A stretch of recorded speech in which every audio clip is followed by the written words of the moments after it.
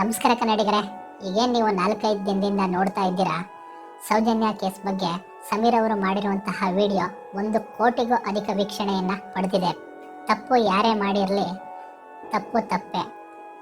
ಕಾನೂನಿನ ಮುಂದೆ ಯಾರು ದೊಡ್ಡವರಲ್ಲ, ಯಾರು ಚಿಕ್ಕವರಲ್ಲ. ಸೌಜನ್ಯ ಕೇಸಿಗೆ ಇಷ್ಟು ವರ್ಷಗಳಾದರೂ ನ್ಯಾಯ ಸಿಕ್ಕಿಲ್ಲ.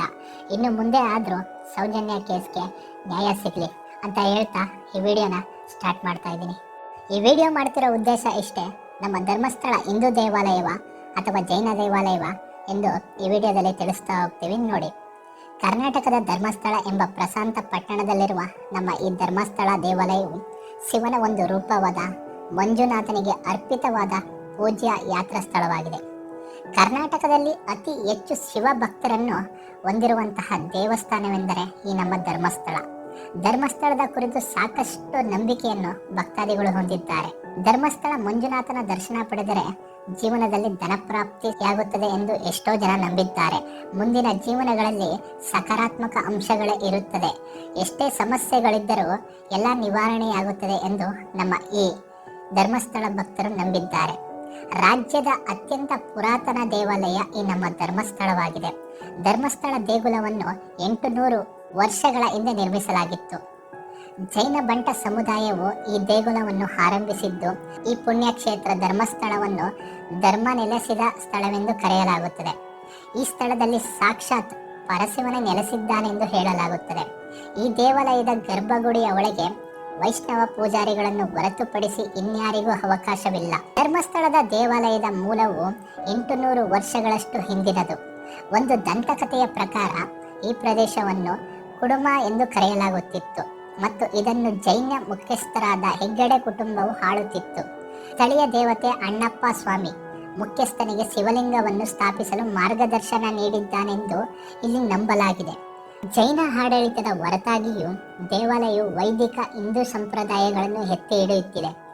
ದೇವಾಲಯದ ವಾಸ್ತುಶಿಲ್ಪವು ಜೈನ ಮತ್ತು ದ್ರಾವಿಡ ಶೈಲಿಗಳ ಸಾಮರಸ್ಯದ ಮಿಶ್ರಣವನ್ನು ಪ್ರತಿಬಿಂಬಿಸುತ್ತದೆ. ಇನ್ನು ಈ ನಮ್ಮ ಧರ್ಮಸ್ಥಳ ಹಿಂದೂ ದೇವಾಲಯವ ಅಥವಾ ಜೈನ ದೇವಾಲಯವ ಎಂಬ ಪ್ರಶ್ನೆ ಕೆಲವರಲ್ಲಿ ಮೂಡಿದ್ದು ಸಹ ಉಂಟು. ಜೈನ ಬಂಟ ಸಮುದಾಯವು ಈ ದೇಗುಲವನ್ನು ಆರಂಭಿಸಿದ್ದು ಈಗ ಹೆಗ್ಗಡೆ ಅವರ ಕುಟುಂಬವು ಈ ದೇವಸ್ಥಾನವನ್ನು ನಿರ್ವಹಿಸುತ್ತಿದೆ.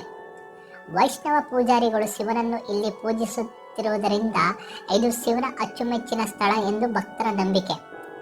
ದಂತಕಥೆಯ ಪ್ರಕಾರ ಜೈನ ಧರ್ಮದ ಮುಖ್ಯಸ್ಥ ಭೀಮಣ್ಣ ಪೆರ್ಗಡೆ ಮತ್ತು ಅವರ ಪತ್ನಿ ಅಮ್ಮು ಬಲ್ಲತಿ ಅವರು ನೆಲ್ಲಾಡಿ ಬೀಡು ಎಂಬ ಮನೆಯಲ್ಲಿ ವಾಸಿಸುತ್ತಿದ್ದರು. ಪೆರ್ಗಾಡೆ ಅವರ ಕನಸಿನಲ್ಲಿ ಧರ್ಮದೈವಗಳು ಕಾಣಿಸಿಕೊಂಡರು ಮತ್ತು ನೆಲ್ಲಾಡಿ ಬೀಡುವಿನಲ್ಲಿ ಧರ್ಮದೈವಗಳನ್ನು ಸ್ಥಾಪಿಸುವಂತೆ ಸೂಚನೆ ನೀಡಿದ್ದರು. ಆದ್ದರಿಂದ ಪೆರ್ಗಡೆ ಅವರು ಇದನ್ನು ಸ್ಥಾಪಿಸಿದರು. ಧರ್ಮಸ್ಥಳವು ಪೆರ್ಗಡೆ ಕುಟುಂಬದ 20 ತಲೆಮಾರುಗಳಿಂದ ನಿರ್ವಹಿಸಲ್ಪಡುವ ಧರ್ಮ ಮತ್ತು ಧಾರ್ಮಿಕ ಚಟುವಟಿಕೆಗಳಿಗೆ ಮೀಸಲಾದ ಸ್ಥಳವಾಯಿತು. ಪೆರ್ಗಡೆ ಕುಟುಂಬದ ಹಿರಿಯ ಸದಸ್ಯರು ಧರ್ಮಾಧಿಕಾರಿಯ ಸ್ಥಾನವನ್ನು ವಹಿಸಿಕೊಂಡು ಹೆಗ್ಗಡೆ ಎಂಬ ಬಿರುದನ್ನು ಪಡೆಯುತ್ತಾರೆ. ಇದೀಗ ಧರ್ಮಾಧಿಕಾರಿಯಾದಂತಹ ವೀರೇಂದ್ರ ಹೆಗ್ಗಡೆಯವರು ಈ ಸ್ಥಾನವನ್ನು ಅಲಂಕರಿಸಿದ್ದಾರೆ.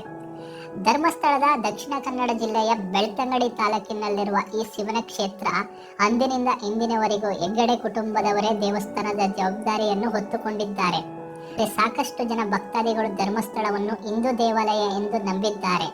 ಮೊದಲಿನಿಂದಲೂ ಜೈನರು ಈ ದೇವಾಲಯದ ಆಡಳಿತವನ್ನು ನೋಡಿಕೊಳ್ಳುತ್ತಿದ್ದಾರೆ. ಆದರೆ ಧರ್ಮಸ್ಥಳದ ವಾರಸುದಾರಿಕೆ ಬಗ್ಗೆ ಇನ್ನೂ ಸಹ ಚರ್ಚೆ ನಡೆಯುತ್ತಲೇ ಇದೆ.